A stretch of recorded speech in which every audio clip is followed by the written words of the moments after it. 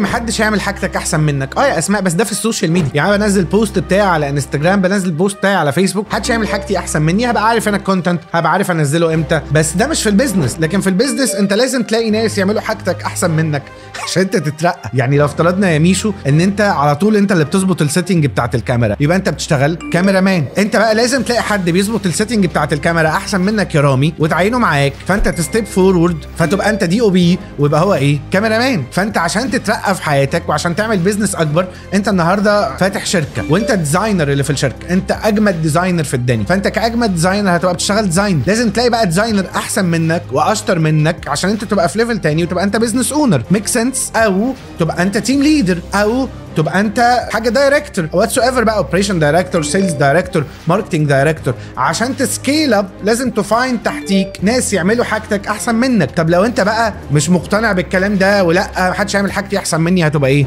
صنايعي. هتبقى صنايعي، هتبقى احلى صنايعي في الدنيا، لان انت اللي بتعرف تعمل حاجه كويس. فعمرك بقى ما هتسكيل اب، هتفضل صنايعي. الديزاينر الشاطر جدا جدا جدا هو بيعرف يهاير ديزاينرز اسرع منه واسرع منه وبيفهموا اكتر منه، عشان كده هو بيبقى عليهم هيد، فيعرف يجيب شغلانه اكبر منه يشتغلوها هم بقى. فلو انت عملت حاجتك بنفسك هتبقى صنايعي، لكن لما تجيب ناس بيعملوا حاجتك احسن منك او اوحش منك، وانت تعرف تأوبزرف وتجايد وتالاين وتقول لهم ده ينفع وده ما ينفعش وده هيفت وده مش هيفت، ساعتها انت هتكبر لما يبقى معاك ناس كتيره بتعمل حاجتك احسن منك. لو عجبك اللي انا بقوله اكتب لي كومنتس وهتلاقيني بطلع لك تاني.